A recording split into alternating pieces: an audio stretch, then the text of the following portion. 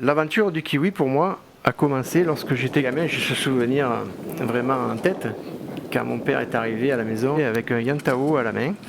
On l'appelait pas kiwi à l'époque, on ne connaissait pas ce fruit. C'était vraiment nouveau quoi. Et voilà, j'ai ce souvenir et ça m'a fait un peu l'étincelle, on va dire. La passion a commencé à cette époque-là. On avait fait un peu des essais dans le jardin de plantation de kiwi avec mon frère et mon père.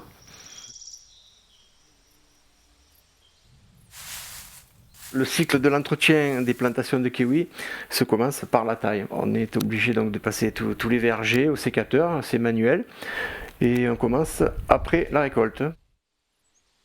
La taille se termine juste avant que le bourgeon apparaisse, ça s'appelle le stade du débourrement. Au mois de mai, quand le beau temps arrive, le risque de gel n'y est plus et c'est là que la fleur va apparaître. Et c'est là qu'on met des abeilles pour la pollinisation au moment de la floraison. Et ça aussi c'est indispensable pour avoir un fruit bien pollinisé. C'est obligatoire, on se l'impose. Un fruit mal pollinisé, il n'a pas toutes les graines, il n'a pas tout le gustatif, il n'a pas tous ses fibres. Quand la floraison est terminée, on passe à l'éclaircissage, c'est une autre tâche. On enlève 2 fruits sur 3, carrément. C'est très très minutieux.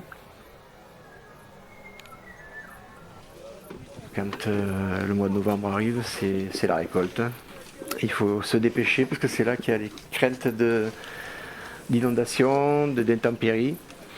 Et on n'a pas le droit de se tromper, donc on fait ça vite. La récolte est faite en 3 jours.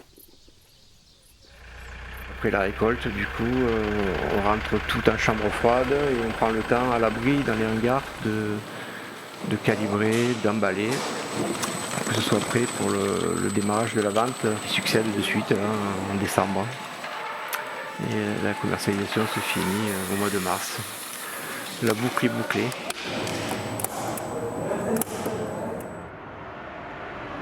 Le kiwi n'a jamais eu de maladie. Le fait que c'est un nouveau fruit, voilà, on peut dire le fruit il a moins de 40 ans. Quoi. Les maladies ne sont pas arrivées, on a cette chance-là. Pas d'insectes, pas de champignons. On évite de faire des passages vraiment inopinés dans les vergers. Lorsqu'on passe et qu'on repasse dans les vergers, ça tasse le sol, ça fait des asphyxies racinaires. Et le kiwi n'aime pas du tout ça, il a des racines très très superficielles. On se passe aussi herbicide.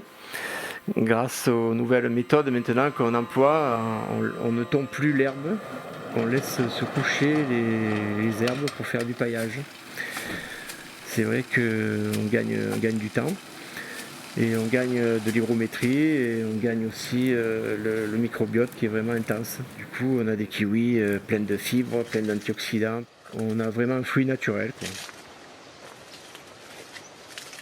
La récolte du kiwi se fait très tardivement pour la raison simple que plus on attend, plus le sucre est présent.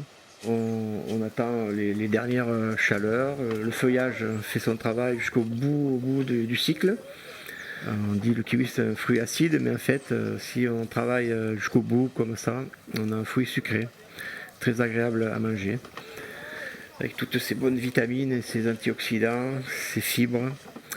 Son magnésium, c'est un fruit très très intéressant nutritivement. Il faut savoir qu'il faut attendre bien 6 à 8 ans pour avoir une récolte. Voilà, il faut être passionné pour être kiwiculteur et la passion c'est bon, je l'ai.